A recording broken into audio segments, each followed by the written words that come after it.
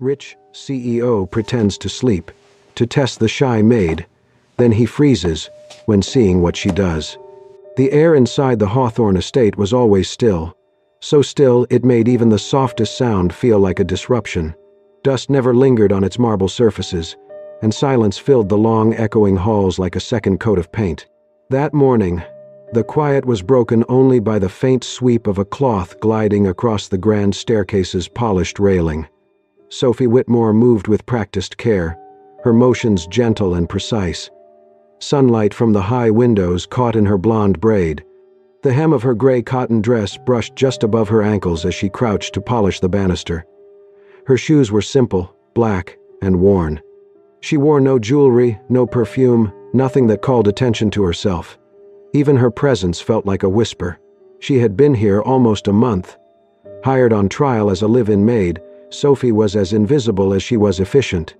She worked before the others woke, cleaned rooms no one entered anymore, and kept to herself during staff breaks. She didn't speak unless spoken to, didn't complain about heavy loads, and never once asked for help. But what struck everyone, especially those who'd worked at the estate for years, was that she never accepted tips. Not from Harold, the elderly chauffeur known to slip a $5 bill into new hands. Not from Margaret, the head housekeeper who admired Sophie's quiet diligence and once tucked cash into a stack of folded linens. Each time, Sophie's answer was the same. A soft, grateful smile and a quiet, "Thank you, but I can't take this." It might have seemed admirable to most, but to Liam Hawthorne, it was a red flag. Behind sleek black doors on the top floor, in a room lined with models and city blueprints, Liam stood in front of a large screen split into 4 live feeds, security cameras covering the estate's main rooms. His eyes were fixed on one. Sophie in the dining room, wiping the table as sunlight pooled across the floor like syrup. "She doesn't take tips," Liam said flatly. Beside him, Daniel, his longtime assistant, looked up from his tablet. "No, I saw that too. She's been solid, quiet. No complaints from anyone." Liam didn't respond right away. He leaned closer to the screen, watching her adjust the silver centerpiece, and paused to straighten a chair that was already perfectly aligned. Her movements weren't rushed. She cared about things no one else noticed. "That's what bothers me," Liam said.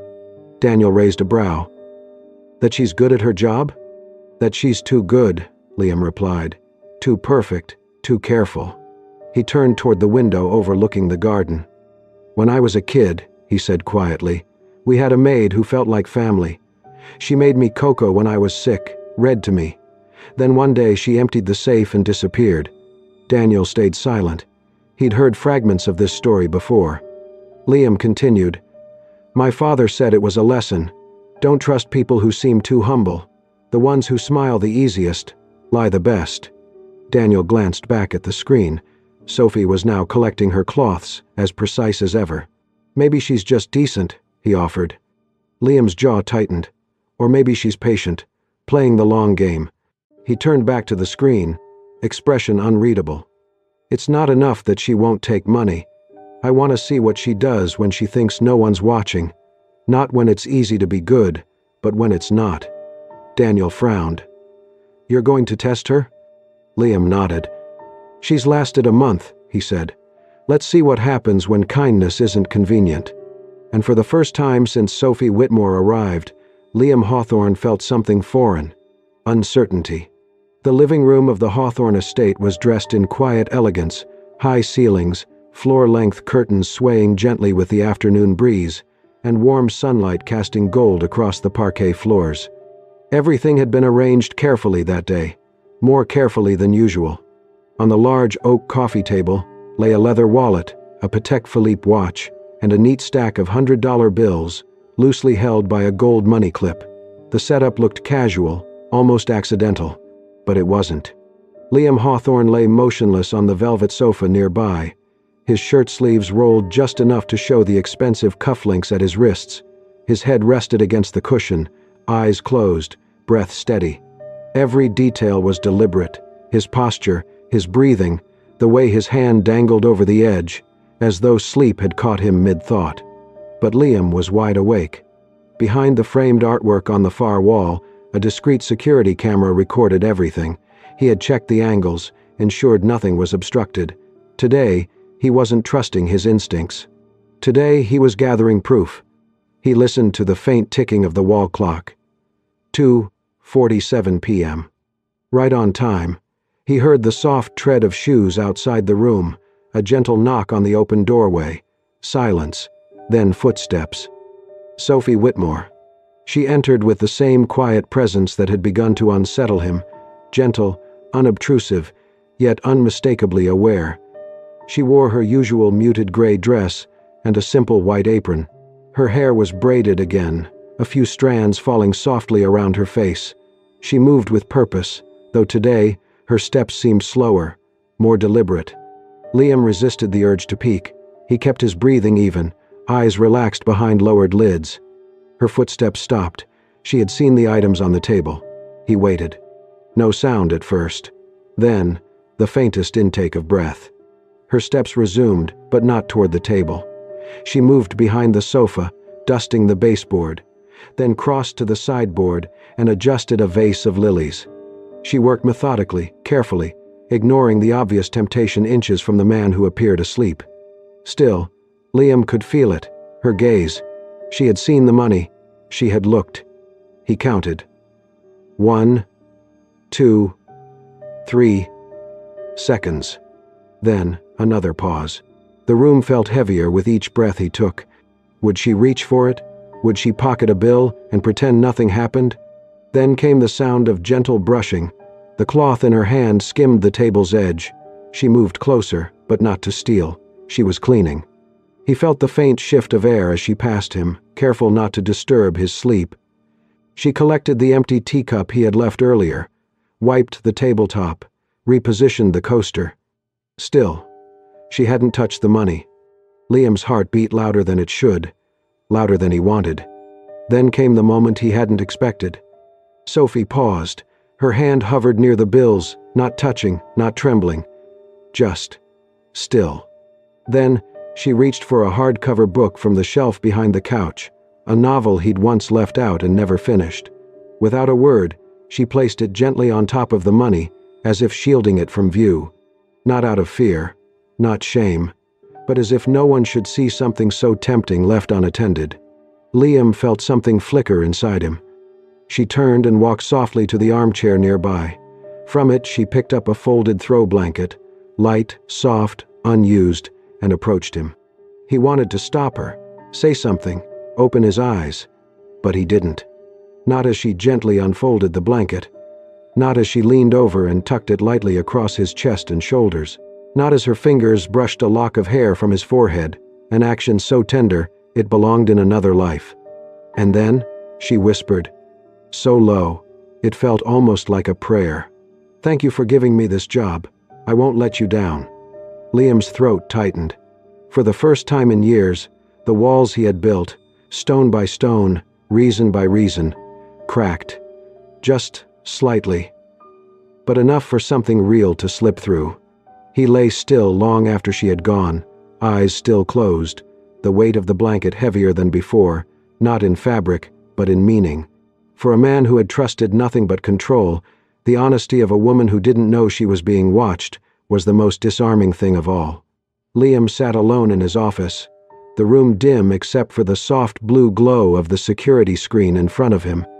The footage looped in silence, the same few minutes, over and over. There she was. Sophie. He watched her enter the living room. Pause. Her gaze fell on the items he'd left out, the wallet, the watch, the neat stack of bills, and then on him, asleep on the sofa. Her eyes lingered, not with greed, not even curiosity, but something softer, thoughtful, cautious. Then, the book, the blanket, the whisper. Liam leaned forward, studying every detail. The way she smoothed the corner of the blanket, the way she looked at him, not like a CEO, but simply a man. That quiet tenderness unsettled him more than anything she could have said. And still he couldn't stop watching. Her voice echoed faintly in his mind. "Thank you for giving me this job. I won't let you down." For the first time in years, Liam Hawthorne wasn't sure what to feel. He wanted to dismiss it. Maybe she saw the camera. Maybe it was all an act. But deep down, he knew better. There had been no performance in her eyes. It was real. And it left him shaken. The next day, passing by the kitchen, he slowed when he saw her alone, wiping down the counters. She didn't notice him. Her movements were steady, quiet. She paused only to fold a dish towel with precise care, placing it perfectly over the oven handle. Liam stood in the shadows a moment longer than necessary, then moved on without a word. Later that week, the sky had fallen into a deep navy hue when Liam spotted the old Rolls-Royce parked under the far tree. Inside, Harold, their long-serving chauffeur, had dozed off, glasses slipping down his nose. Then Sophie appeared. She moved quietly to the car, opened the door gently, and retrieved the knitted blanket from behind the seat. With practiced care, she tucked it over Harold's shoulders and adjusted it so it wouldn't fall. Then, silently, she closed the door and walked away. Liam watched from the upstairs window, exhaling softly, the glass fogging under his breath. It wasn't just one gesture. This was who she was. In the days that followed, Liam began to see more. A dusty photograph of his mother, long forgotten, was suddenly clean, its silver frame gleaming. A leaky faucet stopped dripping. A small note in delicate handwriting appeared by the back door. Left extra fruit in the fridge for Mrs. Green. She's been craving peaches. It was signed only with a tiny, hand-drawn flower. No recognition, no announcement. Just quiet acts of care. Then came the night he would remember for a long time. Liam returned late from a business meeting, jacket slung over one arm. As he crossed the hallway toward the garden, he noticed someone sitting on the stone bench just beyond the glass door. Sophie? She was hunched slightly, arms wrapped around herself. Her phone rested in her lap. Even from a distance, he saw her shoulders trembling. He opened the door slightly, enough to hear a muffled sob. Then nothing. She wiped her face with her sleeve, inhaled slowly, and whispered something he couldn't make out. He didn't step outside, didn't interrupt. He just watched, unseen, as she steadied herself and quietly walked back inside. The next morning, Liam woke before sunrise. He entered the kitchen before the staff arrived, brewed tea, and reached into his desk drawer for a plain white envelope. He placed it beneath Sophie's usual teacup on the tray. Inside, a modest sum, enough for what she needed. On the envelope, a single line written in his careful, slanted hand. Do not refuse. It's your salary in advance. He didn't sign it. When Sophie found it later, her fingers trembled. She looked around the quiet kitchen. The tea was still warm. She said nothing, and no one said anything to her. But behind a closed office door, Liam sat with his untouched coffee, staring out at the garden, his thoughts louder than any words could have been. It wasn't the money. It wasn't guilt. It was something else. Something like the beginning of trust. Or, maybe, the beginning of something he had forgotten how to feel. It happened on a Thursday. The estate was unusually busy that day, filled with the clinking of silverware and low hum of conversation as Liam hosted a private luncheon for a few longtime investors. The air was crisp, the staff moved like clockwork, and everything, down to the folds in the linen napkins, was exactly as it should be. Until it wasn't. Midway through the event, a guest, a well-dressed woman in her early 50s with too much perfume and a sharp tongue, stood from her chair and held up a small, folded piece of white cloth. "Excuse me," she called out, loud enough for half the room to hear. "Someone dropped this, or should I say, tried to leave it behind?" Heads turned. Mrs. Eleanor Crestmore held the handkerchief up like it was a piece of evidence. Her expression was one of theatrical disdain. "I found it under the chair in the guest lounge, right where Mr. Duval had been sitting." She sniffed. "It smells of lavender and something else, very deliberate." Liam looked up from the end of the table, brows furrowed. Margaret, the head housekeeper, stepped forward. "I'll take care of it, ma'am," she said calmly, reaching for the cloth. But Mrs. Crestmore wasn't finished. "I've been to enough estates to know how these things go. A handkerchief left behind, Please. It's an old trick, one meant to draw attention, catch someone's eye. The implication hung in the air, sharp and unmistakable. Liam's jaw tightened. Minutes later, Sophie was summoned to the back corridor near the study. She arrived quietly, hands folded in front of her apron, face pale but composed.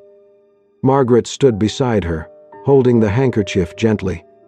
"Is this yours, Sophie?" Margaret asked softly. Sophie blinked, her gaze dropping to the cloth. A small embroidered flower sat neatly in one corner, the stitching slightly crooked. "Yes," she said. "It must have fallen from my pocket while I was cleaning." "She didn't do it on purpose," Margaret added. "She's had that since she arrived. I've seen it." But Liam said nothing. He stood by the window, arms folded, his back half turned. The accusation, absurd as it was, struck something raw, something old. Finally he turned, his face unreadable. "Sophie, I need to ask, were you trying to get someone's attention?" "No," she answered quickly, then again, softer. "No, sir." "Then why didn't you say something when Mrs. Crestmore confronted you?" She hesitated, hands clenching slightly. "Because it wouldn't have mattered." Liam's brows drew together. "Excuse me? I've been accused before," she whispered. Then it came out, slowly at first, then like a dam breaking. "I used to work at a nursing home. There was a patient, Mr. Ellis. One night, he collapsed. The ambulance was late. So, I gave him my blood. It saved him." She paused, swallowing hard. "A few days later, someone reported a gold cross missing from his drawer. They found it in the laundry cart I used. I didn't take it. I don't even know how it got there." Her voice cracked. "But they didn't ask. They just let me go." The room was silent. Sophie took a breath, her voice trembling. "Since then, when people accuse me, I don't explain. I just leave. It's easier. People believe what they want." Liam stood frozen, her words pounding through the armor he'd built. He looked again at the handkerchief. Not a ploy, not a trap, just a memory. Something stitched by a mother long gone, carried by a daughter who had already lost too much. Margaret stepped back, leaving them alone. Sophie turned, as if to leave. "I'll collect my things," she whispered. "No," Liam said sharply. She paused. He stepped forward, voice low but steady. "You're not going anywhere." She turned slightly, eyes wide. "I was wrong," he said, the words unfamiliar. "And I'm sorry." He picked up the handkerchief and pressed it gently into her hand. "You don't have to explain anything else, not to me." For the first time since arriving at the estate, Sophie let herself cry, quietly, without shame. Not from fear, but from the strange, overwhelming relief of finally being seen. The morning after the misunderstanding, the estate was quiet. The tension from the day before had faded, but something lingered, an unfinished thought, a word left unsaid. Liam felt it in his chest like a quiet ache, subtle but persistent. He found Sophie alone in the back hallway, organizing supplies with her usual quiet precision. For a moment he simply watched, how her hands moved, how she tilted her head slightly to read a handwritten label. "Sophie," he said gently. She turned, startled, wiping her hands on her apron. "Would you walk with me for a moment?" She hesitated, then nodded. He led her past the courtyard and around the greenhouse, to a wooden gate at the far end of the garden. The hinges creaked as he pushed it open. Beyond lay a smaller, private garden, untouched, half forgotten, with wild roses curling around trellises and ivy climbing the walls. It was quiet there, undisturbed. "This was my mother's space," he said, voice softer than she'd ever heard. "She loved it here." Said the wind sounded softer between these hedges. Sophie glanced around, unsure why he'd brought her. The air smelled of old jasmine and warm soil. "I haven't let anyone in since she passed," he added, hands behind his back. He turned to face her. "I owe you an apology, for doubting you, for almost pushing you out." She looked down. "I've always believed good people defend themselves. Speak up, prove something." He paused. "But you taught me something else. That sometimes the kindest people say the least. Not because they're hiding, but because they've been hurt enough to know silence is safer. Sophie's eyes met his, surprised by the softness in his expression. "This place used to feel like hers," he said, "but today, it feels like yours too."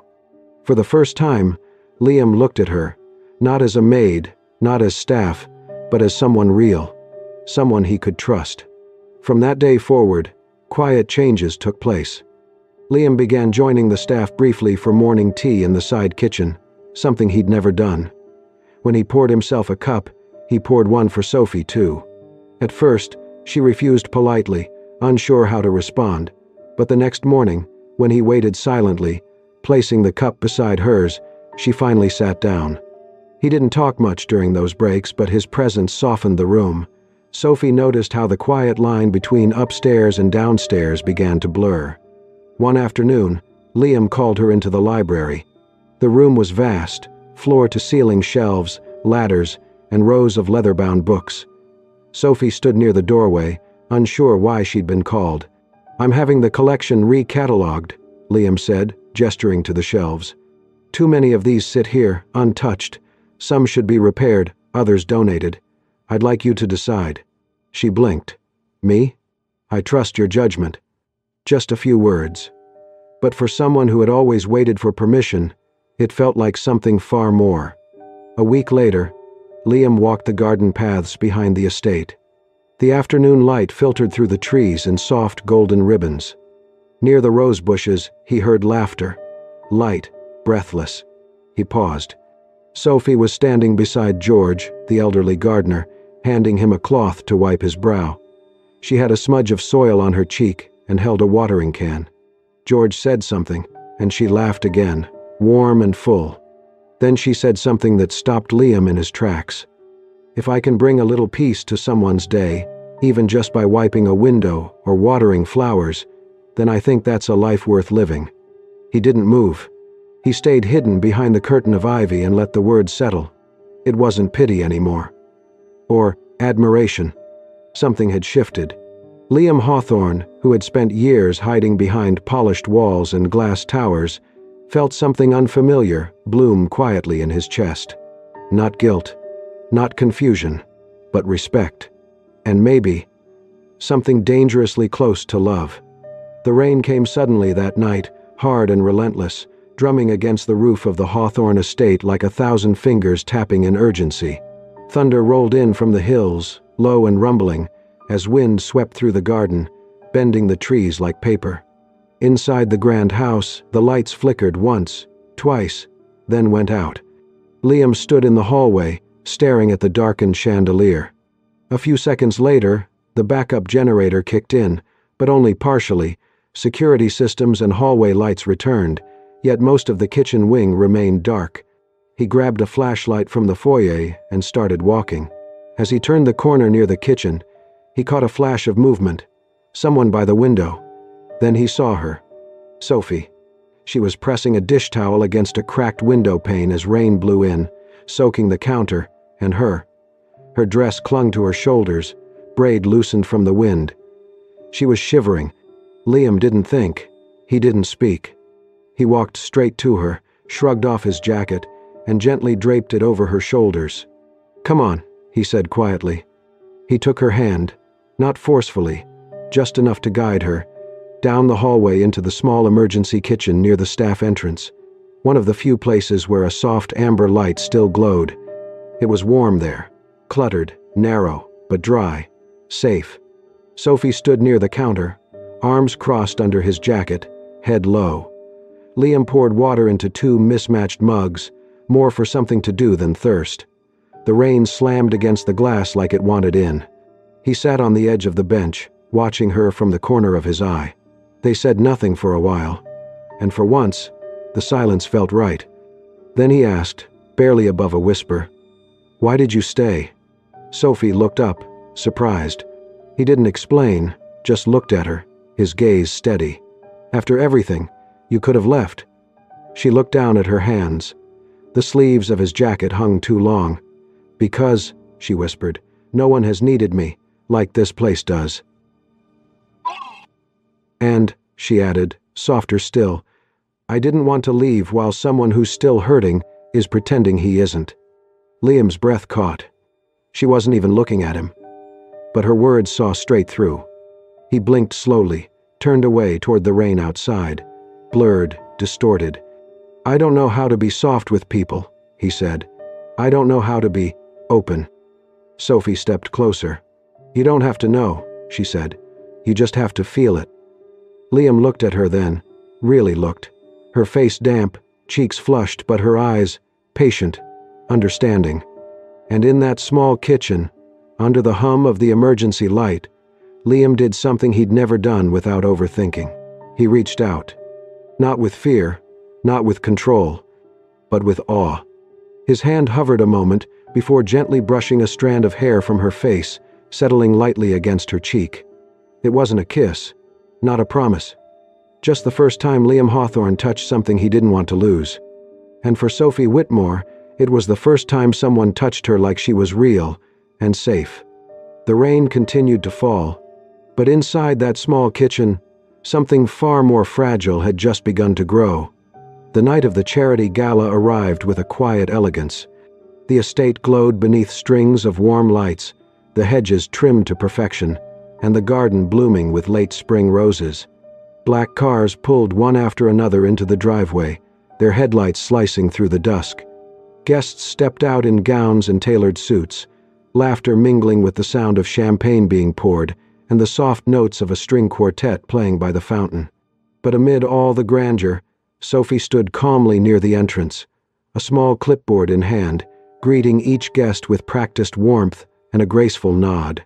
Liam had asked her, no, trusted her, with one of the most delicate roles of the evening, to oversee the flow of the event, the guest check-in, the seating arrangements, and the fine details that usually took a professional team to manage. Sophie had hesitated when he first asked, "Are you sure?" she had whispered. He'd only smiled. "There's no one else I'd rather have in charge."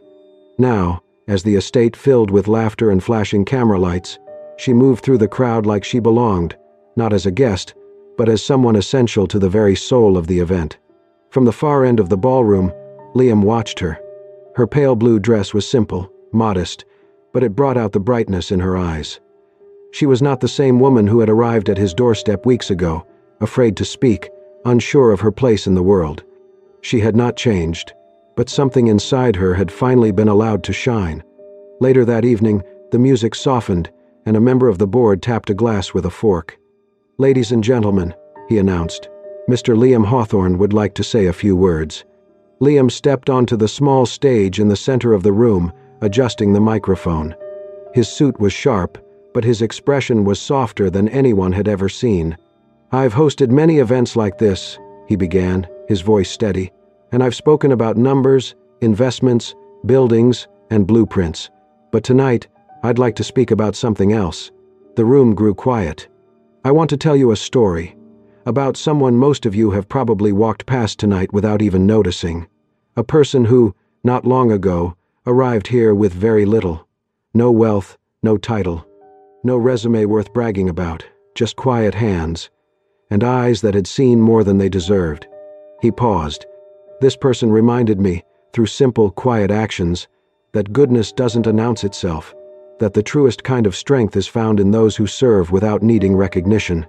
He glanced towards Sophie, who stood frozen near the back of the room, eyes wide. "I won't name her," Liam added, "because she doesn't need her name spoken to matter." There was silence, then a ripple of soft applause. After stepping off the stage, Liam crossed the room and approached Sophie without a word. In his hand was a small, square velvet box. He handed it to her. Sophie opened it slowly, and her breath caught. Inside was a delicate silver pendant in the shape of a star. The design was intricate, timeless. She had seen it before, on the neck of the woman in the photo that stood in the estate's main hallway. Liam's mother.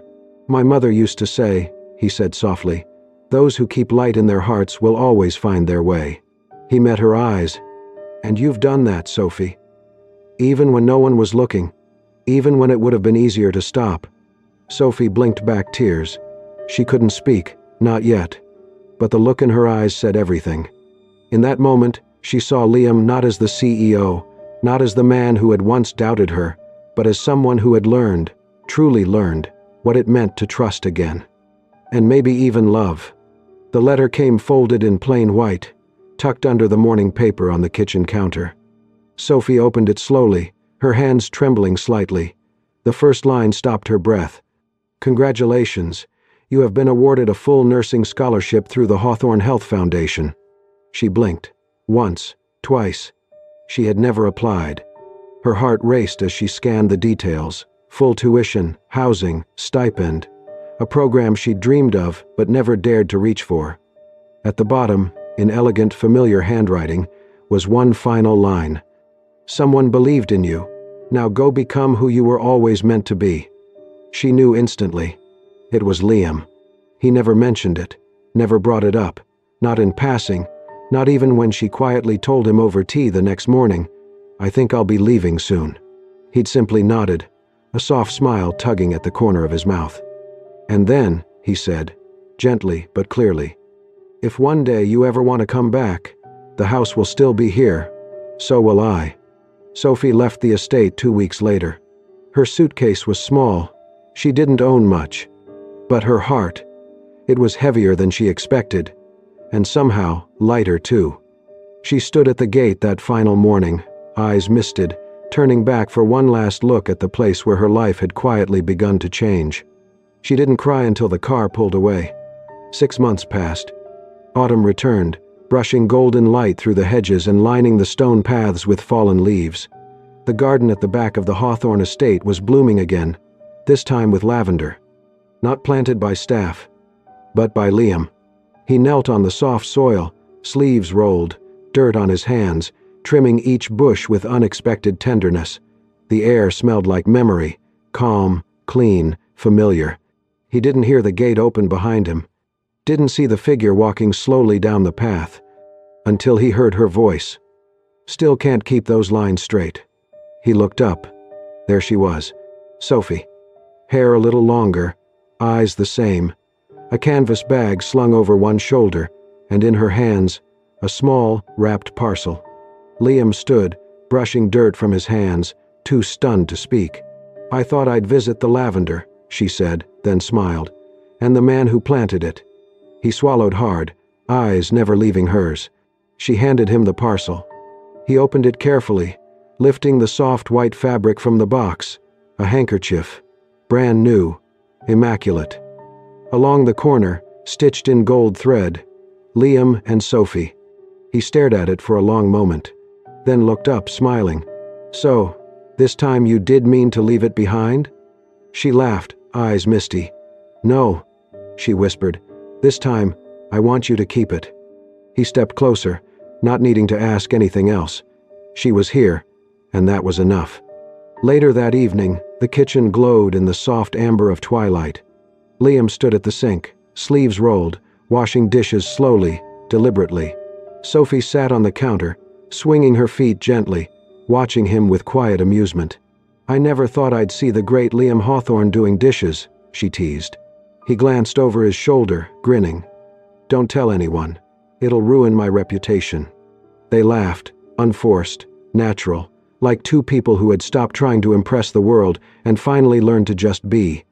Outside, the sun dipped below the trees. Inside, the world felt full. Thank you for watching this heartwarming story. If it made you smile, tear up, or feel just a little more hopeful, then it did what it was meant to do. At Soul Stirring Stories, we believe the smallest gestures can carry the deepest meaning. If you'd like more stories that heal, move, and inspire, don't forget to subscribe and hit the hype button to support our channel. We'll be here, sharing more reminders that kindness still exists, and it can change a life. See you in the next story.